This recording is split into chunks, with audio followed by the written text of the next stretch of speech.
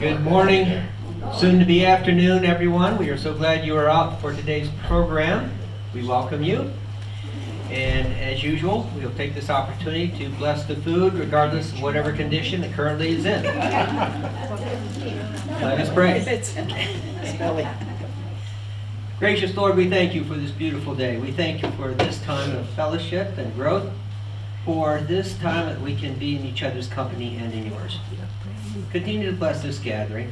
Bless the food whose hands have prepared it, that indeed it may go to benefit us both in body and soul. For this we pray in Jesus' name. Amen. Well, nice to see everyone.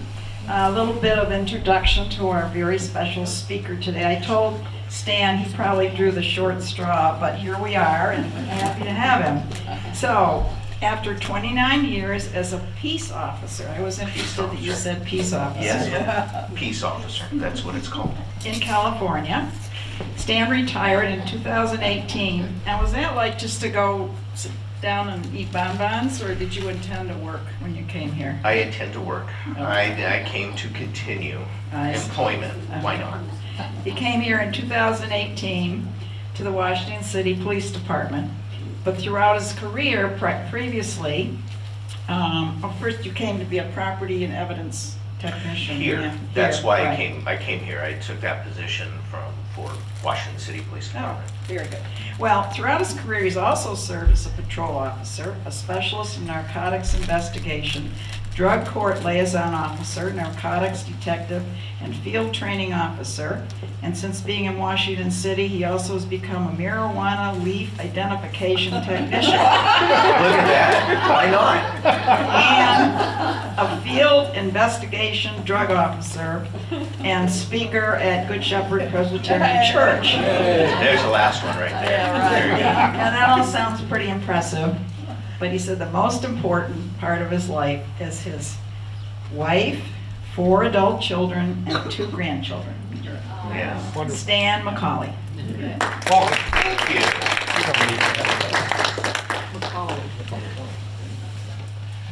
Thank you for that great introduction. I really appreciate it.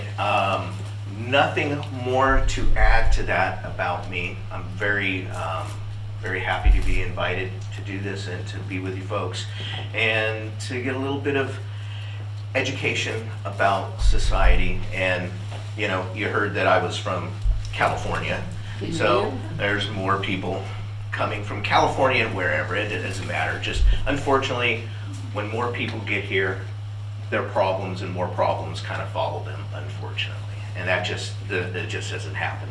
But very happy to be here in Washington County and be here with you folks now. My co-presenter sometimes is my wife, and she could not make it.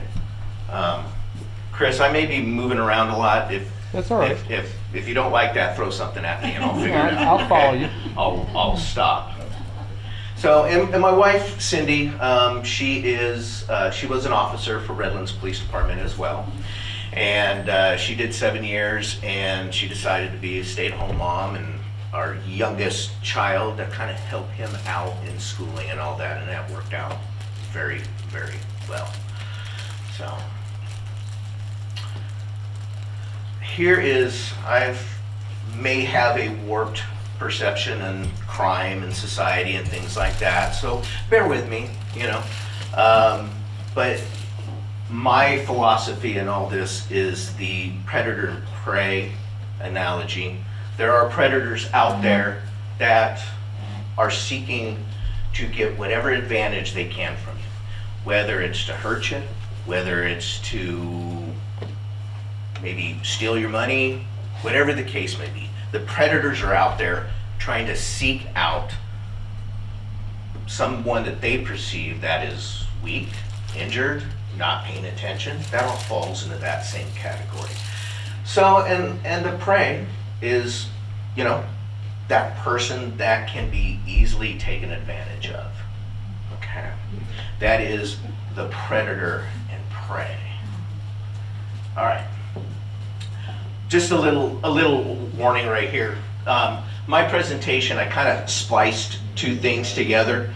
My wife and I usually do a presentation of a self-defense presentation. And this presentation, I kind of melded in some more home defense and just scams, how to prevent scams and things like that.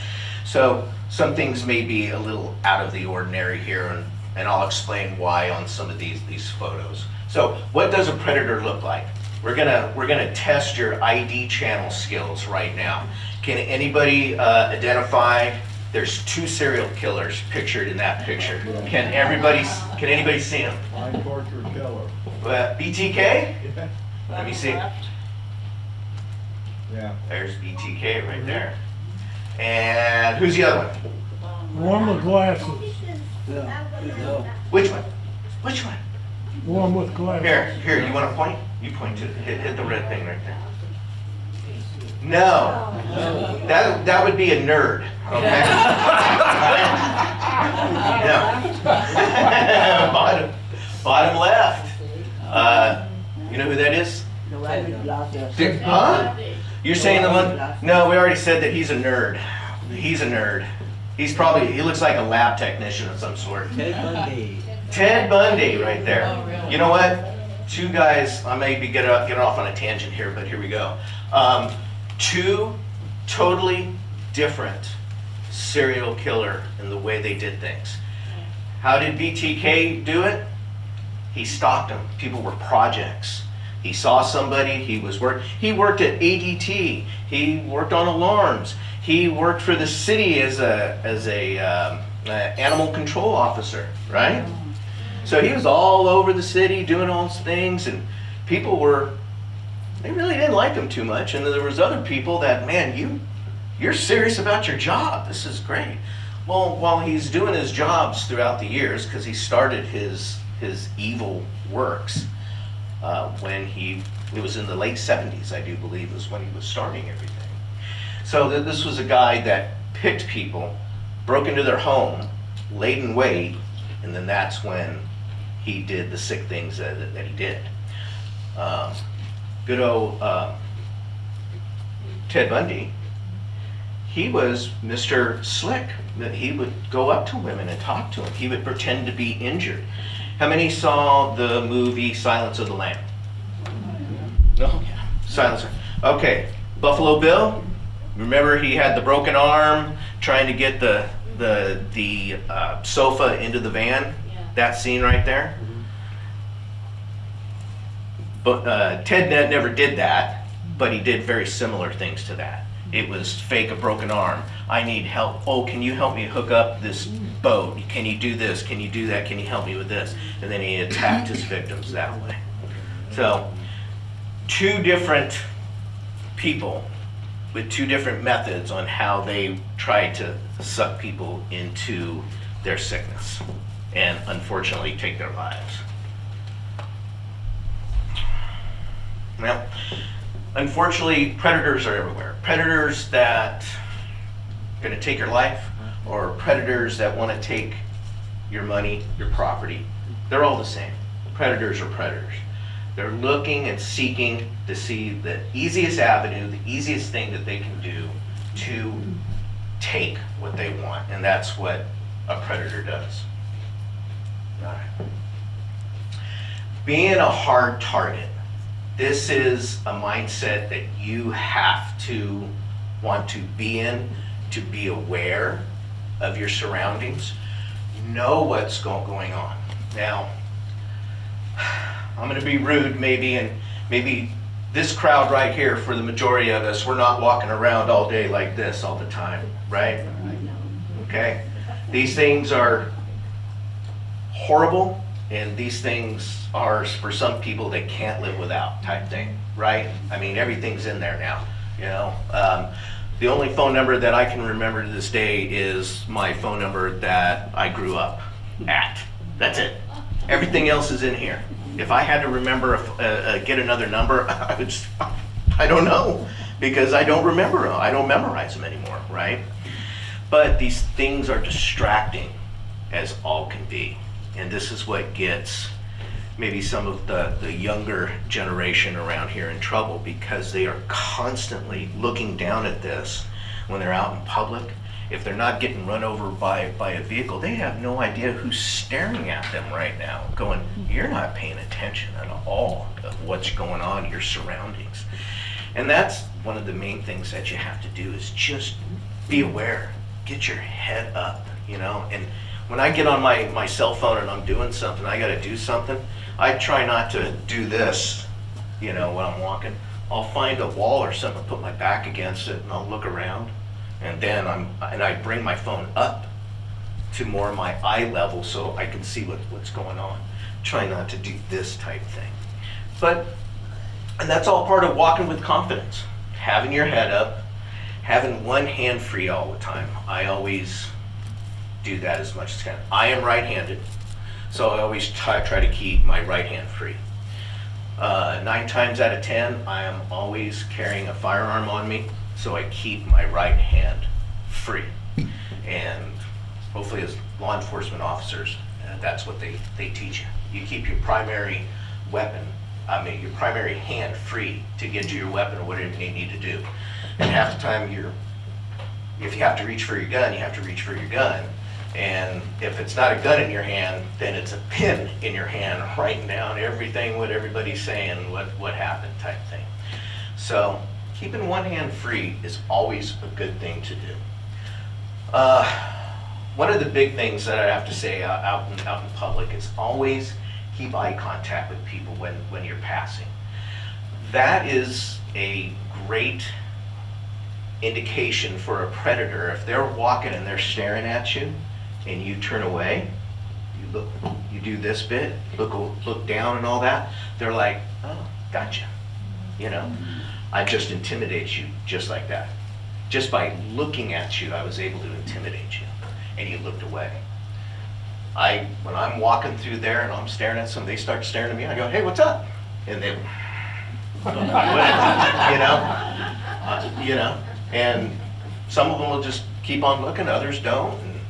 But to make that contact to go, I know you're looking at me, I'm looking at you, you're looking at me, what's up? What's going on? Hi.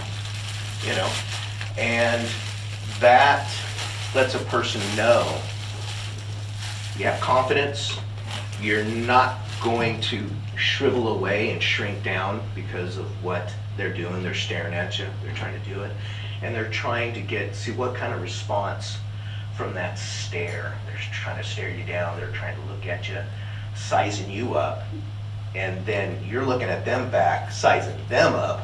So now the predator and prey thing could be getting switched around. How do they know, right? What else? We have a society that, you know, nobody wants to draw attention to themselves, very quiet, but especially for this young lady right here, you know, somebody tries to grab her, somebody's trying to, hey, I've got a puppy in my car, I got some candy in my car. It's like, no, I'm not going with you. She needs, huh? I'm not falling for any tricks. Yeah, that's right. You're not falling for any tricks. I love that. Okay, that's exactly it. And whether you're her age or however old you are, be loud. If there's something, man, that sixth sense is a real thing. Having that's legit. And if you're feeling in your heart and your soul that this isn't right, it's like, hey, mister, I don't know who you are. You need to get away from me. Draw that, get people looking, going, hey, what's going on? You know? And I think more so in this community, more people are like, they're going to start looking. Hey, where I grew up, Fontana, San Bernardino, you know, you start yelling and screaming. They're like, oh, it's another domestic. They must be in love or something, you know. They don't care, you know. All right. Avoid the secondary crime scene. Let's say you're at the ATM or something like that. Let's say you're getting your money and then somebody walks up against you and they claim they got a gun to your back, or they grab you and you're going, hey, you need to take out X amount of dollars out of that account, right? What is it now? I'm married, so I don't get to carry cash. So what can you get now? Like $400 or $500 out of an ATM or something, right? 400. Okay. Okay, all right. If that's what they wanted, they'd take their money. That should be it. Goodbye, run, right? Okay, now the next thing that could come out of their mouth is, where's your car? Okay, this is, woo, alarm bells need to be going off right now. Because this is not, okay, it went from a robbery, now it's going into, you want to know where my car is and you want me to come with you? Okay, that robbery of that cash right there, that's the primary crime scene. The secondary crime scene is a location with who knows what's going to happen. If they take you and where's your car? Let's get into your car. Okay, drive. I just want to go drive to my friend's house and I'll let you go, or I'll do this, or whatever lie they're going to say, that's what they're going to say. But you go to that secondary crime scene, that could be where some bad things happen, where your life is taken, who knows, okay? That initial part, I can replace that $400. I don't care. Here, throw the keys. There's the keys. You want my car? There it is. Bye. You know, I'm out of here, right? Just get out of there. So, going to the secondary crime scene can be a very dangerous place to be, because there's many times that people have gone to a secondary crime scene. They don't survive. That's where they're killed. Sexual assault, whatever the case may be. All right. Predators with weapons. Most of the time, here's my thought on these things. If somebody draws a gun on me and I'm looking down the barrel of a gun and it hasn't gone bang yet and I'm still coming up with these thoughts, then why hasn't this happened yet? Why am I still breathing here? Somebody pointing a gun, you're either shooting somebody or you're trying to intimidate somebody. You're trying to get them to comply. You're using that gun as a tool of intimidation to try to get what you want. It could be a gun, it could be a knife, whatever the case may be. You've got to figure out what your physical capabilities are and what you're willing to do and what you can do to defend yourself, if that's the situation that you want to go to. The FBI has had this statistics that if you start fighting and start resisting, there's that, everything is broken down into a 50-50 kind of thing. It's a 50-50 chance that you're going to get shot. Well, out of that 50% that you got shot, there's another 50-50 chance that it's not a lethal wound and you can continue.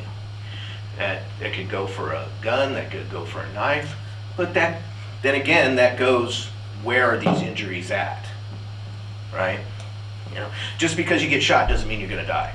Just because you get stabbed doesn't mean you're going to die. So you got to have that mindset. I'm going to keep fighting. I'm going to keep going. And we're talking about fighting back. Part of the first level of fighting back is what I was talking about, is that confidence, looking people in their eyes, walking up, head up, and having that command presence about you while you're in society, showing that you are aware of what's going on and you have that confidence. We talked about the voice, talked about keys. Keys right now are going bye-bye. I mean, we walk up to our cars now, there's a lot, they just open up and all that. But there used to be, you know, a lot of martial artists would say, you know, yeah, I'm gonna go to my car. I'm gonna weave my fingers through this, and here I am, I'm going into my car, so if anybody gets me, I'm gonna get them, right? Well, this is ridiculous. That's not gonna do anything. You'll probably you hurt yourself more than you're gonna hurt somebody, or maybe make them mad because you scratched them, you didn't hurt them. So let's just say I have an older vehicle. Whatever the case may be, and I have that one key, I have that ignition, you know? You know, your first car may have an ignition, you know, you never know, right? You're gonna have a key, okay? This is it right here. That's all you need. This is a weapon right there. You've got it pinched in between your thumb and your index finger, and it is now a stabbing tool. It's a stabbing tool. It can rake across somebody. This could hurt really bad if it got put inside your eye. It wouldn't feel good. Hollow the throat, whatever the case may be. Just doing that. That's a weapon all by itself. Ladies, guys, fingernails, nothing wrong with fingernails. Nothing wrong with biting, nothing wrong with grabbing hair, things like that. If you have a martial art background, do you still practice? Can you still do this? So again, you've got to weigh out what can you physically do, and what are you willing to do and able to do.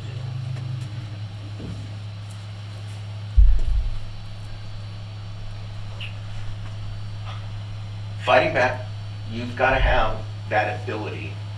When I was doing all my martial arts, I had an instructor that was talking about aggression. You can be happy-go-lucky, everything's fine and all that, and then when somebody's coming into your space and they're ready to attack you, you've got to be able to drop that right now and go into a fighting mindset to where you're going to survive. If this is what this is turning into. And the old saying, being able to fight at a drop of a hat, to be able to turn aggression on and have that violence of action with that aggression. If you can fight and you're willing to fight, those are elements that go hand in hand together. All right.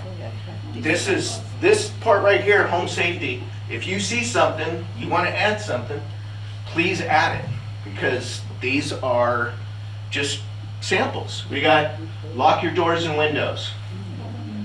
Simple thing, right? That's the easiest way to stop predators, the people, and this goes for your vehicles too.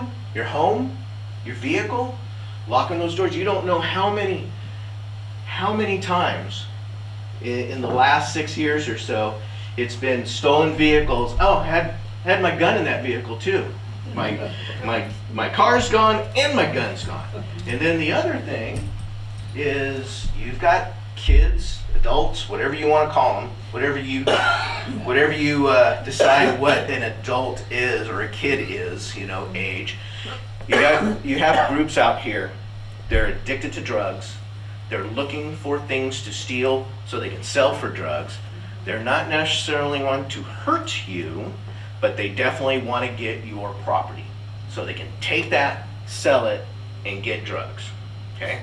So your car's unlocked. It's gonna get there's kids that are gonna go through that neighborhood opening up car doors as much as they can and take what they can get. And a lot of those instances, they're finding guns because they didn't bring their gun in. They left it in the car because maybe they're thinking nothing happens in Washington County, Washington City, or St. George, whatever the case may be. But when people get desperate, they start doing desperate things, right? Okay. Alarm systems on your house, on your car, nothing wrong with that. Camera systems outside your property. Not only they're beneficial, but boy, that's a great deterrent, They may or may not see it, who knows? But at least it's there. But the ones that do see it, if you got the big sign in the front of your yard, camera on, smile, you're on TV, whatever the case may be, those are great deterrents for somebody to move on.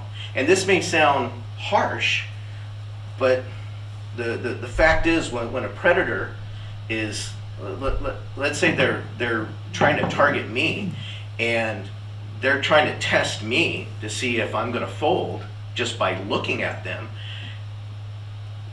and I stare them down and they move on, well, they're moving on to another target.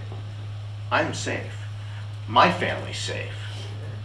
The same thing with your home. If your home has cameras out there, lighting and all that, man, that house looks like a hard target, just like a person can be a hard target.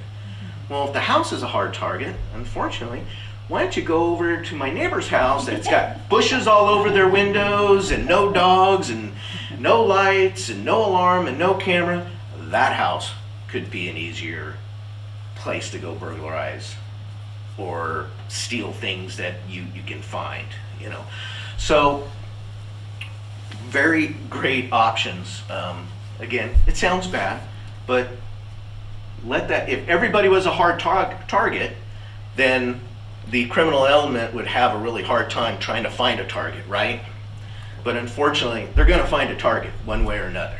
They're eventually going to do it. Having dogs, you know, a good dog that's not going to lick them to death. Who knows? But if it looks mean, maybe it's, you know, providing the security that you need. Having good neighbors. Do we watch out for each other? You know, that strange vehicle that just pulled. Hey, I know Bill. Bill, who's that guy? Hey, what's going? Hey, do you need help? You know, and you contact people and they're not supposed to be there. They're either going to be great con people, which definitely does happen. They'll make up a great, brilliant story, or they'll just go, oh no, I'm just dropping something off. Bye, and they get out of there. They get spooked. That can happen as well. But having good neighbors to watch out for each other. There's nothing wrong with that. All right. Again, weapons. Do you have firearms on you? Do you have firearms at your home? Are you trained to use those weapons? And then the big thing, are you willing to use those weapons? Because that's the worst thing that you can do during the trial. I was never involved in a shooting, ever. There was times there that it was close. My finger's on the trigger and I'm ready to go. And during my early career, and we're doing training, and you have your paintball guns, is what we were using at the time, and you see an actual body that you're going to squeeze the trigger and you're sending a projectile to, boy, that starts rewiring your brain. You're like, oh, I'm going to pull the trigger. Boom. Hey, that was just a paintball. It turns into a lot of paintballs at the end of the training, because now you're just shooting everybody, you know. You're just going crazy. It turns into fun, but that initial thing going, hey, if this was real, I'm sending a piece of lead down, you know, 1,200 feet per second, whatever the case may be, and it's going to hit another human being. Hey, if I'm protecting myself and my family, well, that's what I'm going to do, you know. Inside your home, you are definitely protected by Utah code. It's right there. It's 76-2-405, and Utah lawmakers sure love long codes. I'll tell you that much. Whoa. Yes, ma'am. When I was visiting for a whole summer with my aunt in Southside Chicago, every one of her windows, not only did she have a lock, but she also had a dowel that would go up the side of the window so that they could not open the windows. Did you all hear that, what she was saying? It was at a family member's house, and she had doweling in windows, locks on windows to prevent. That's Yeah, absolutely. it's a dowel on the side so that there's no way you can open. You can lift it up. Yeah. Lift it up and lift it up. You know, you've got sliders. Lift it up. Yeah. You know, that's great. And then at the back door, she also had a dowel so that if they were able to jimmy the lock, they couldn't open the door. Yeah. You know what? The doweling is a cheap and easy, quick way to do things. There's metal locks that you can put on the rails of sliders and lock it down. Screw it down and lock it down so things can't open up.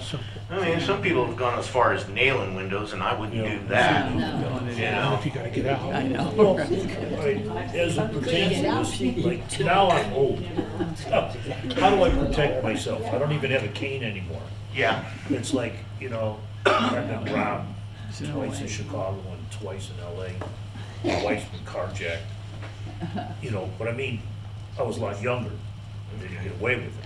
Yeah. But now that I'm old, I feel like I'm very vulnerable. Is it, what are, like, being in Idaho, the law was that if you were, somebody was older, I could shoot somebody if I felt threatened, if the person was younger. I don't know what the code is out here. But do you suggest that more old people buy guns? You know, 'cause I feel very empty, I feel very naked if I'm someplace, like, what if I'm, you know, and even though coming out of Chicago, like, be careful where the car, park the car, it's still, they walked up on her and grabbed her, Yeah. you know, and they, what she should have done, she should have went back to the store, right? Yeah. But she got out of that, you know, by a good Samaritan.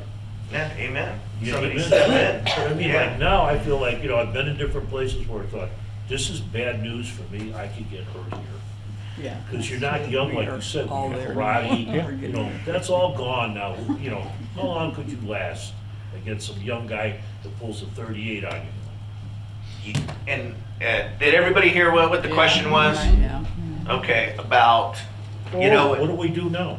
what do you do now? Yeah. If you, can you physically, do you think that you could still do martial arts of some No, sort? not, I still ski, but I ain't gonna be able to, somebody 20, 30 years younger, knock me down. The law in Utah, you do have, let's talk first about going, let's just say a man's home is his castle, and that's what a lot of that code is. And not only is it your home, your residence, it's your vehicle, and it's your place of employment. Yeah. Okay, so you can defend your life. Somebody's breaking into your home, you don't have to sit there and ask them, oh, hi, are you here to get some coffee out of the, no, you know, if you've got a gun, you are fully justified to start shooting. There's no thing in the law that says that you gotta sit there and I've got a gun and I'm gonna shoot if you come over here. There could be attorneys in here that may disagree with that, some defense attorneys, but a person's home is their castle. You have the right to defend yourself. You put them all right here, right? I'm pointing to the front of me, okay? I'm a bad guy. I just kick the door open and I come in here and what's your name, sir? Peter. Peter. So Peter is there, he happened to be cleaning his gun and he had it locked and loaded and ready to go. And I'm like, oh shoot, I picked the wrong day, right? And I start running out and he starts shooting me in the back. That could be a moral and legal kind of problem. Did he just kick the door open and come into your home? He wasn't there to give you hugs and kisses, right? So my suggestion is shoot, okay? Protect you. If you feel that your life is in danger, that's what No, I you was should asking, do. do you suggest that more older people carry a gun? You know, or they take gun training or something like that? I will always do that as I physically can do it. Because Yes. you walk around with a gun. Yeah. And I'm always hoping like, well, I hope there's a policeman around. You know, Well. like that. No, you know, I mean, but there's so many criminals that came into our country all of a sudden. Yes, there People is. don't realize this, these people are all over the place. Yeah. And it's like, you know, here I'm an old target, you know. and- all I can say is get training. You've got to search that for yourself. Yeah. If I was in your position, I would still have my gun, and I will have a gun close to me all the time. And that is our God-given right of self-defense, to have that there. But you got to have the training.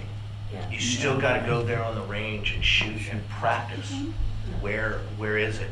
I'm part of a safety team at my church, and there's, unfortunately, we just don't have the resources and the time to do the training that we should train. And these guys got their guns buried in pockets. I mean, if something was going on, they would be doing this for an hour before they pull their gun out. You know, and then my female friends, they've got it in their purse. So how long is it going to take to get that out of a purse? You know, to answer your question, that is, if I was in your shoes, Yeah, I would have a firearm. Yes, Is sir. it legal to carry pepper spray or a Yes. stun gun? You got stun guns, pepper spray? Yes, sir. A lot of people have guns, but they're locked away most of the time. It's safe to Yeah. play with. There's no time to go get them. Well, it depends on your setup of your home, okay? I don't know if this is gonna demonstrate what a great father I am or how stupid I am.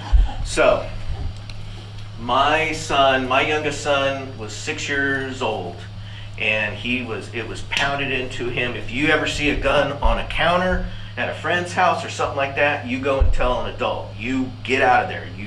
You see a gun laying down there, you don't touch it. You better go tell somebody. Get over there, right? So I pounded that into him. So one morning I thought, well, it's time to test that. And I got my gun, I unloaded it, had it. He was sleeping. I went into the living room. I set it down and I waited. He got up. He went into the living room and I'm pretending to be asleep. And he comes in, Dad. I'm like, what? The gun is in the living room. There is? All right. So I went and got it. Okay. So I always had my gun with me. We have no kids in our home right now. My wife and I have guns positioned through our home. Am I paranoid or prepared? I don't know. But that's my personal deal. My wife is home 99.9% of the time. She's stay-at-home mommy now, grandma, at home. So we have access to guns. Are some of my guns locked in the safe? Yeah, they sure are. Are some of my guns out? Not out in the open, but out where I can get them. Yes, they are. Is it really that dangerous here that you have to have that many guns positioned around your house? No, it's not. But all it takes is one, right? You know, that we are in such a great place right here. The crime rating in Washington County is so low. The violent crime is so low. The crime is so low. How many units do you see that respond to a traffic accident? Because they got nothing else to do, right? There's 2 cars, it's a fender bender, and there's 5 cops here, and they're all,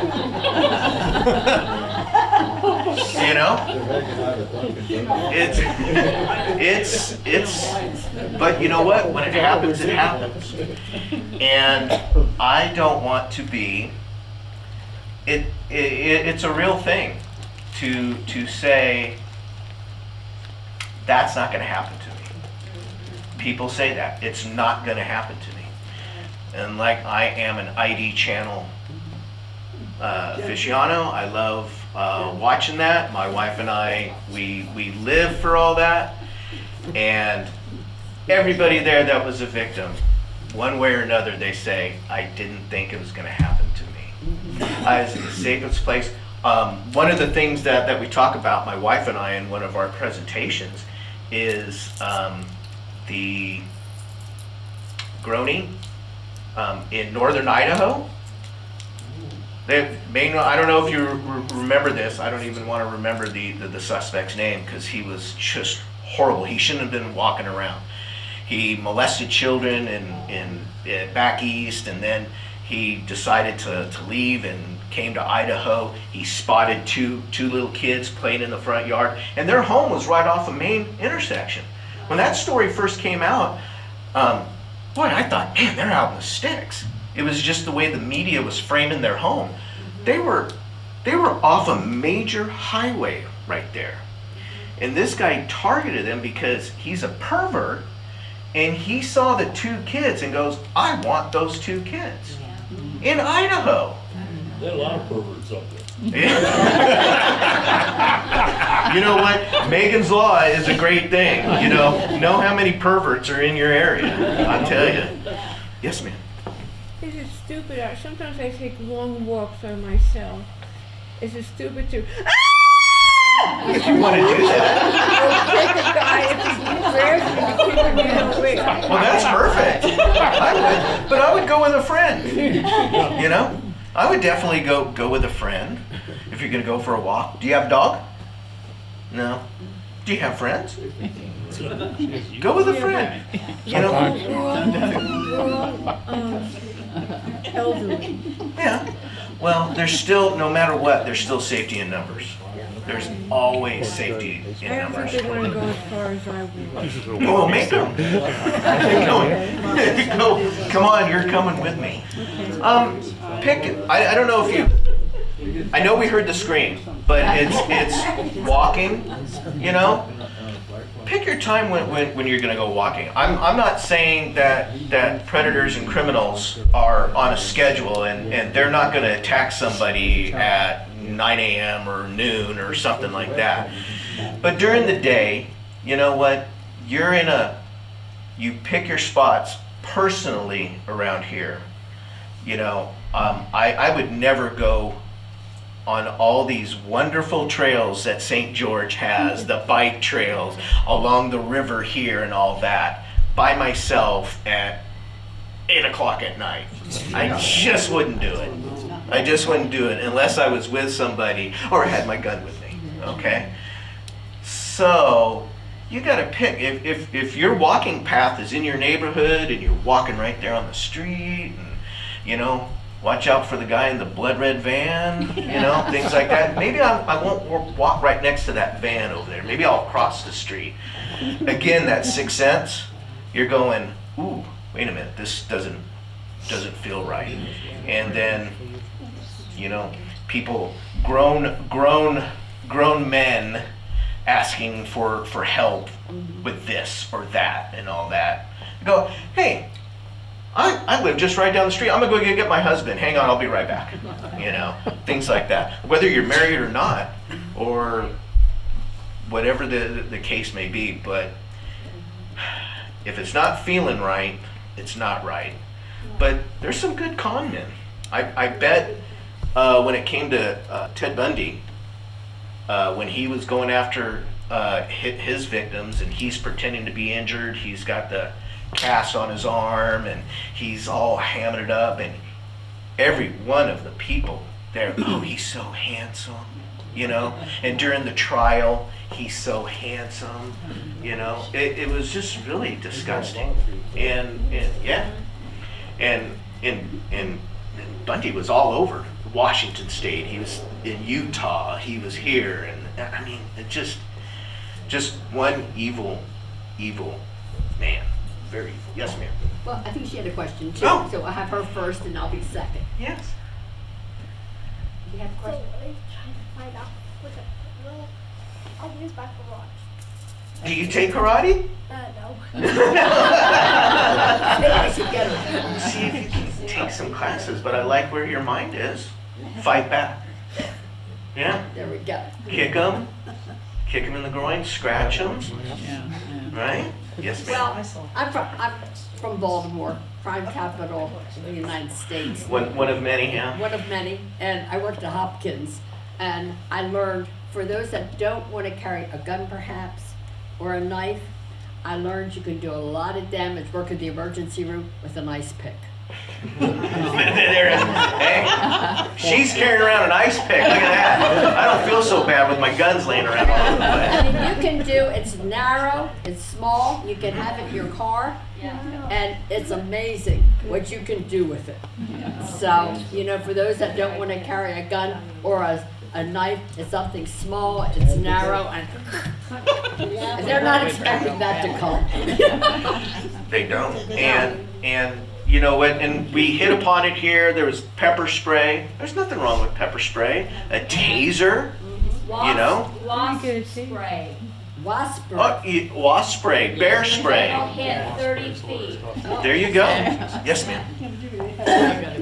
You have to teach your kids or grandkids how to be observant, Yes. especially when they're in the park.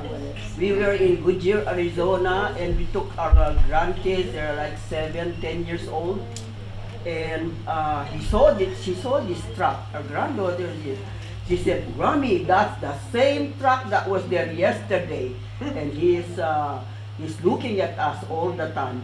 So what she did first, as soon as she saw the truck, she got her skates and ran towards me. Good, good. I called the police to check it out. As soon as they saw the cops, they They took it out. bailed. Yeah. Did you guys hear the question? The question was talking about kids at a park, and, and they're in the park, and then, unfortunately, parks are also a magnet to pedophiles, Yeah. where they're going to sit there and they're going to see which kid should they take, which one's going to be an easy target or I can get away with, and you've got to teach your kids to stay away from strangers, and that's harder to do sometimes, because what do we do as parents? We're walking and we meet somebody. Oh, how you doing? Well, hey, say hi to so and so. There. Yeah, that's Bill. Yeah, that's right. So we're telling our kids, we've got two different stories going on. Don't talk to strangers, but say hi to strangers. So it's like, okay, which one are we going to do? So I got away from my kids of not saying don't talk to strangers to don't go with strangers. They've got no business doing that. And doing what you did, okay, a park is a public place. Yes, 100%. And kids and adults can both go to the park. And we have no idea if you got some weird guy in a truck that every time at noon he goes to the park to go eat his lunch, and same time at noon you've got kids going to the park with all that. So on the outside that could look, hey, what's the deal with this perv always being here at noon? Well, maybe he's not a perv. Maybe he's having lunch, okay?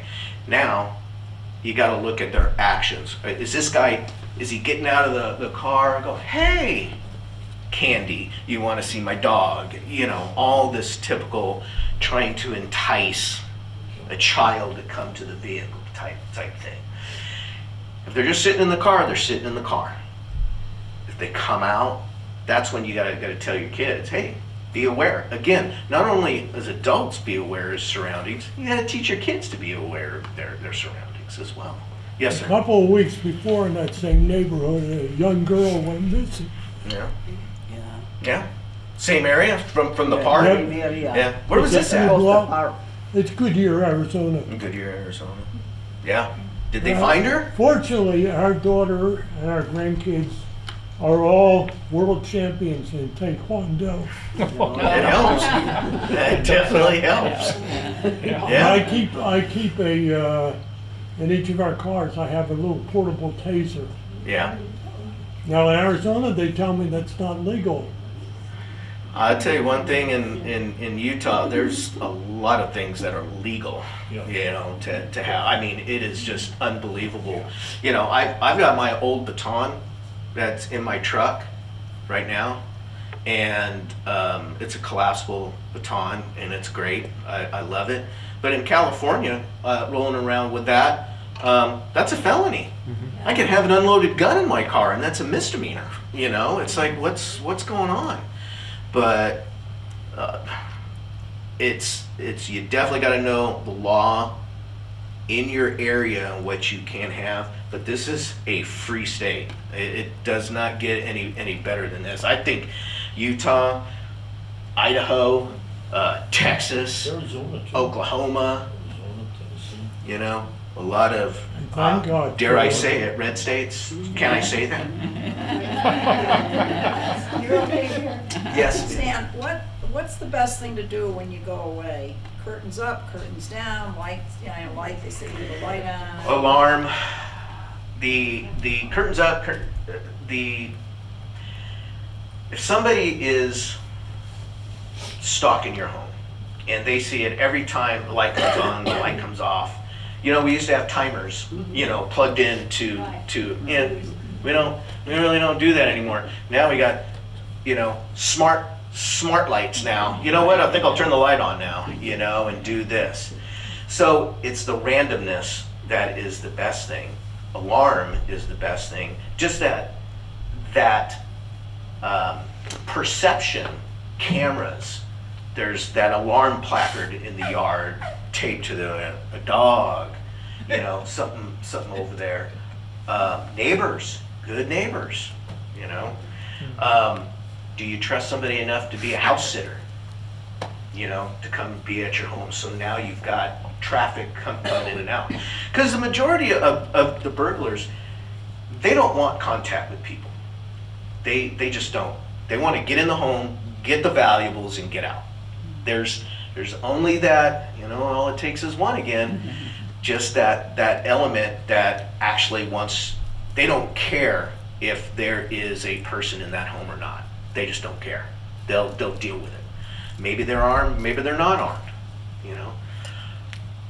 My answer to that is I would definitely have an alarm system, regardless. If you just want to turn a light on and just leave it on, so be it. During the day, they're not going to be able to notice, and then when it gets dark, the light's on. And then in the morning, it's morning. They're not going to tell if the light is on or off anyway. But I would definitely invest in an alarm system, cameras, having good neighbors, house sitter, things like that. Should you close your, should you have the curtains down then, or the, you know? I would have your, closed? well, we have our curtains drawn. We've got, they don't need to look in to see, well, there's nobody there. Let's keep them guessing. Keep them closed so they don't know what's going on. You know, again, alarm systems are worth their weight in gold. It's just, they're awesome. Yes, sir. Don't put every minute of your day on the internet. Pardon me? Say that again? Don't put every minute of your day on the internet. Like, oh, I'm in Florida. Did you- I want everybody to know here's my vacation in Florida. Did everybody hear that?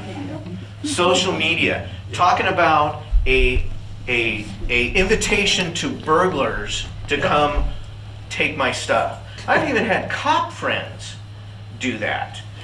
Yeah. I'm in Mexico right now. This is awesome. Yeah. And they're like, oh, cool. And you should know that bad guys are all into electronics too. So they're gonna go straight to that person's home that they can figure out or they know, and they're gonna go burglarize you. Because you just announced to everybody that you're not home. And it's just ridiculous. That was a great statement. Great question right there. Any more? Let's see, what have I got? All right. Beware of scams. This is huge scams, okay? I'm gonna tell you a real life personal story. My mother-in-law got a phone call from who she thought was my son. He's crying. And he's saying that he was arrested and he needs as much money as she has so he can get an attorney. Okay. Now, does my mother-in-law call him? No. Does my mother-in-law call us? No. Does my mother-in-law go to the bank and take out $9,000 and go back to her house? Yes, that's exactly what she did. This was the unusual thing about this scenario, was the con people were local. She lives in a mountains community that's in San Bernardino Mountains near Lake Arrowhead, I don't know, and there's a little sub-community called Crestline. But right down the hill from there is San Bernardino, one of the other murder capitals of the world, okay? So, this criminal drives up to go pick up the money. She went right to the bank, took the money out, handed it right to him. She thought it was a little odd. She was able to get the license plate number of the vehicle. She wrote that down, and there goes her $9,000 driving down the street. It was at that point she's like, uh-oh, something's wrong, you know. She figured out real quick. She called us and goes, "Where's Cameron?" Well, He's in California. Why? Oh. And she goes to tell the story of what she did, and we were like, Mom, what are you doing? You know? Those scammers, I don't know if they just call so many people and they see who they can grab, or you know, they can go online and find seniors all day long, and they pretend to be family members to try to get bail money or attorney money. They do that all the time. One of the scams that I had was, I want to say it was the early 2000s that they were doing this, but you know, popular things do come back, is you won the lottery in Canada. Oh gosh, I've never played the lottery in Canada, but you won it anyway. Okay, all right, you won it. So to get this $1 million, $2 million prize, you need, because this is out of the country, you need to pay for the lawyers to process the winnings so you can have it. Great idea. I'm going to the bank right now and I'm going to go wire you all this money. Yeah, go to Western Union and this is where you do it. Well, this elderly gentleman, that's exactly what he wanted to do. He had his wife, another couple in the car begging him not to do it. And he was in the parking lot of Walmart and was going to go into there and put the money in there, and they called 911 saying, help our friend. I get there and he tells me the story and I'm going, you're being scammed. Go home. No, I won the lottery. No, you didn't win the lottery. You didn't win the lottery. They're going to take your money. Don't you understand? Look behind you. Look at the car of your family, your wife, and your friends. They're not buying it. I don't even know you, and I'm not buying it. Get in your car and go home. He got in his car and went home. Okay. Just crazy. There's some scammers. I mean, they do have the gift of gab. They will convince you of everything, and you know what? You could be the hardest soul out there and you're not going to believe it, but man, they come up with a story that's, I'm with you, brother. I'll help you. I'll help you. You know, what do you need? Anytime that has to deal with a check that needs to go into your account and you need to take X amount of dollars out, but he'll leave you a couple $100 because you're so kind and all that. They either want the cash or they want you to go get gift cards and send it to them, or send them the numbers to those gift cards. Huge scams. Can anybody think of any other scams that I did not hit Yeah, the upon? Social Security and the IRS. You've been fined? You've been fined type thing and you need to pay it right now? No, Type thing? I mean, I knew they were scams. Oh, just I- period. IRS is a scam, right? Is that what you're saying? Yeah, I agree. Yeah, but I told one scammer, I said, I can't talk now, my cat's got diarrhea. There you go. And they hung up. I love that one. That's a great one. We have an issue here because the phone numbers of our elders and deacons are on the internet. Because Oh. our people need to be able to contact them. Oh, I monitor our website. okay. About every third time someone from Nigeria accesses the website, within about 4 hours, every one of us will get an email from him Right. saying, I need you to buy me some gift cards, I'm in a meeting. One time they did it, and I was sitting across from his desk from him. And I texted them back and said, that's funny, why don't you just ask me since I have eye contact with you right now? We had one guy who had this happen who kept them going for probably, half an hour?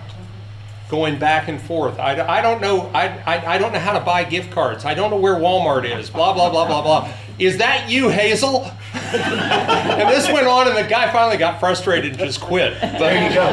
Hey, that's good. Hey, the longer that you can keep that scamster on the phone, that's less people that they're victimizing. Well, this you know? was text. Oh, It literally text, went okay. back and forth for about 45 minutes. I've got the text path here if you want to read it. It's And funny. he's probably he's got so many screens up, Yeah. and he's texted so Yeah. many people, seeing who's gonna bite, who's gonna bite on this. People, I don't think understand that there's so much information that they can pull off the web on you that's incredible. I mean, they'd even find your house and they'll tell Yes. you, we see what you're doing, you know, because Google will send them right there.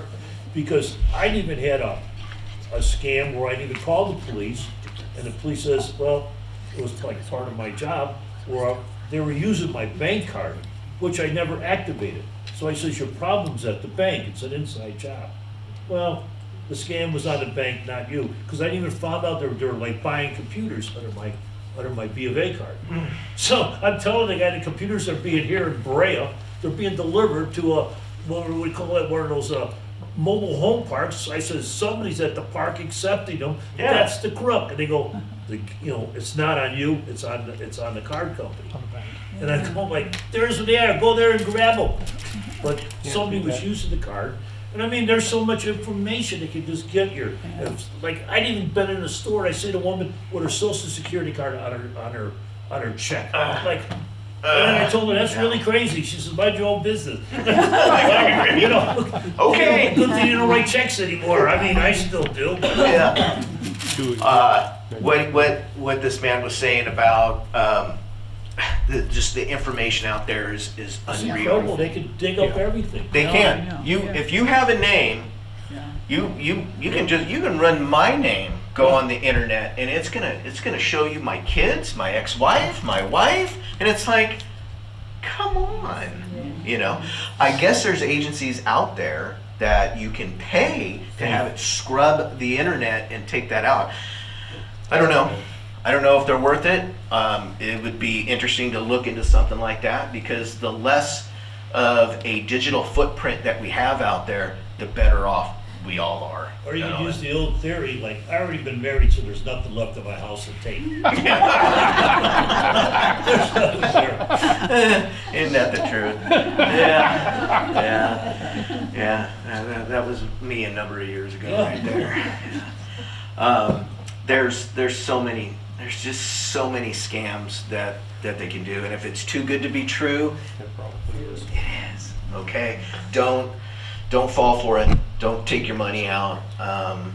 And and since we're talking about money, and as more and more people come here, you're gonna have more and more people on the side of the street. Help me, God bless you. I'm a veteran.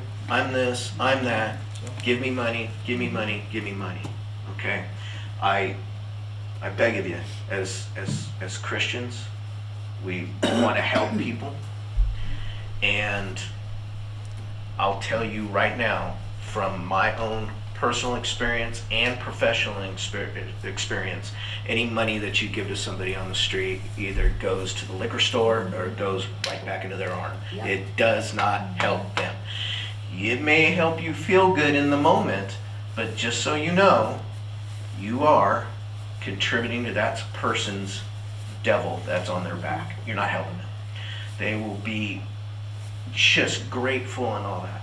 I have personally gone out and helped people and tried to find them. Let's detox. Let's go. Salvation Army in California, they call them adult rehabilitation centers, and they're awesome. And I think, I could be wrong, I don't know, the LDS may have something like that. I'm not 100% sure. However, that's helping somebody. Getting them off the street and get over here, go to this resource, go over there. Reaching in your pocket to give them cash. I don't agree with it, because now all it does is put them deeper into that addiction, because they're not doing it to go get help. They're just going to continue their addiction, and they're going to be there again to get more money, and again and again and again. Donate to your church, donate to Salvation Army, Goodwill, whatever the organizations at Switch Point, they're trying to help people. Go to those entities. Here, go do that. I have personally driving, driving down, guy, I'm hungry. I had leftover food right next to me. Dude, brother, here you go. Give it right over there. I go around and I don't know why. I just went across the street, parked and watched him, and he opens up the food, throws it behind him. Picks up his sign, I'm hungry, I need food. Nobody's gonna give him food, he wanted money. Yes, ma'am. I was coming out of Walmart one day and there's always somebody there that begs for money, has a Yeah. sign. And then over by the stop sign by Home Depot, I'm sitting there waiting and I saw this Middle Eastern woman, tattooed across the forehead, come over, take all his money, make him turn his pockets wrong side out. Then she went over to the lady, same thing. So they're working for someone. They're dropped Did off you and did you picked hear up. that? Yep, they're dropped off and picked up. There's whole units. I don't know if y'all heard that, but it was clear that somebody was up there sent to, I need money, help, and all that good stuff. She sat there and witnessed them. Their handler is what they were. Probably collected all the money that they had, made sure they weren't hiding any more money. Okay, go back out there and get more money. I mean, back in Cali, I mean, that was a big expose there going on where they were following homeless people. They were following the people with the signs and go all do this. And at the end of the day, they put their sign, they walk about a block away or two, and they get into their Mercedes Benz and just drive away. There was a guy in Vegas who had a Lamborghini. There you go. Yes, ma'am. On the phone that every time sometimes some scammers There's try to take my grandma's money, like toll free or anything else. did they call your grandma and you picked up the phone? No, she does not answer. Yeah. Oh, you didn't? Yeah. Okay. The phone rings and she's gonna answer the phone. No. No. And I said scammers. That's all she's been hearing. You're out there, you protect your grandma, okay? That's good. That's the best thing to do. Okay. Be prepared, not paranoid. Everything that we talked about, you know? Don't leave here, don't go out in the world and go, my gosh, it's just horrible out there. I'm just gonna stay home and do absolutely nothing, and I think I'll put bars on my doors and windows, and I'll be safe right here. And, the whole point of this is not be depressed, not to be fearful. You know, there's nothing that we should fear, right? You know, we have the Lord with us, so therefore we are protected. So live that life. But there's nothing wrong with being prepared. Be prepared. Be prepared for the worst. And maybe it'll come, and maybe it won't. And be prepared. And that's why, you know, I'm prepared in my home. I don't have an alarm system anymore. I used to, but I've got cameras all over. The neighbors think I'm probably crazy or a drug dealer because, you know, back when I was a cop, it was the guys that had all the cameras all over their home were drug dealers, you know. But, you know, I have cameras. I have a dumb dog that wouldn't protect me for nothing. But hey, you know what? She barks. You know. Yes. I think there's just like 10 dogs already that the insurance company, like if you have a German Shepherd and you bite somebody, they won't insure you anymore. I mean, it was like, they're down to almost a Chihuahua. I couldn't believe the dogs that would, like, you know, standard poodle and have, you know, that bite somebody, no insurance. You know, and So that you can't have guard dogs anymore. Is that state by state, or was that by insurance company? Insurance company. Insurance companies, take a look at the dogs that don't insure anymore. Chihuahuas are the ones that Wow. One bite. Yeah. You know, I have no idea what's going on in Utah on that, and what Well, insurance that's all the companies. same insurance company. I mean, look, you know, they're out there to make money, you know, these, but I mean, your dog bites somebody, here we go, you know, you got a major suit there. You know what? Everybody's too happy. Yeah. So it's you got to weigh it out. Do you want that dog? And is that dog trained? Hey, and it goes again, are you trained? I had a friend that the police chased the guy underneath their house. The dogs went under there and bit him, and he got sued. They sued him in court. for dogs, you know, on his property biting the criminal. Yeah. That sounds California. like, that sounds like California. I was just gonna say, that sounds like California. Yeah. That's just ridiculous. I guess the next speaker you need to have is an attorney from to talk about the ins and outs of civil liability, what's going on your property.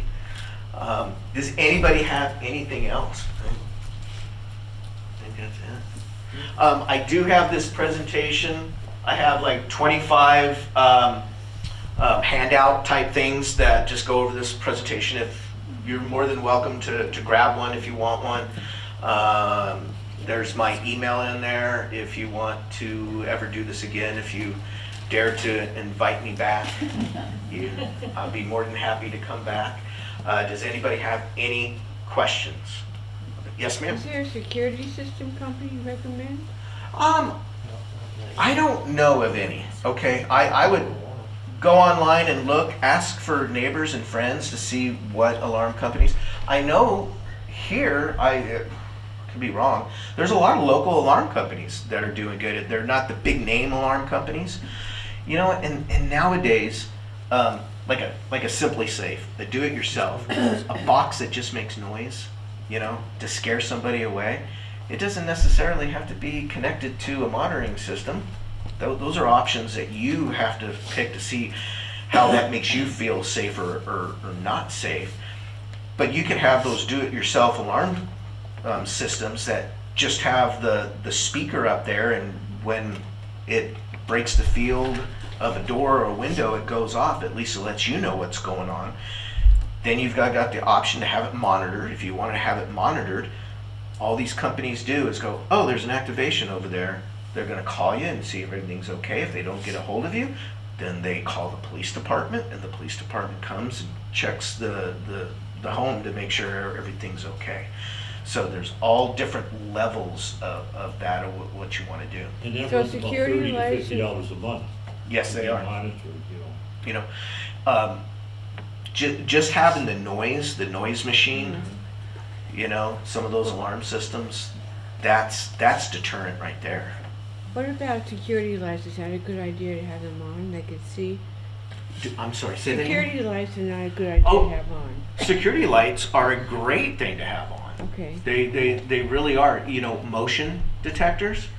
Talking about our property, there's a lot of properties out here that have more of a desert theme, rocks and all that. If you've got big bushes in front of windows, doors, and things like that, I would thin those out, clear those out, get it to where somebody can't hide. I'm not a big hedge fan. I always hated searching hedges and all that and thick vegetation, because people will hide in there. They'll just dive right down in there and they'll hide, you know. So lights are great. Lights are a big deterrent, you know. Breaking that darkness with light, and crooks don't like to be under the spotlight. Whether they think nobody's watching them or not, that light shining in their face, they're like, oh, I gotta get out of here. You know, they don't like that. And make your property so there's not easy places for people to hide, you know.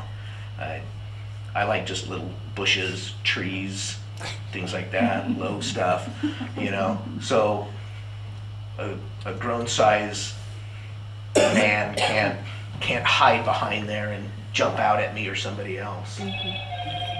Any other questions? I will be hanging around for a few minutes, and if you have any questions, feel free. I want to thank you very much for having me. you. Appreciate it.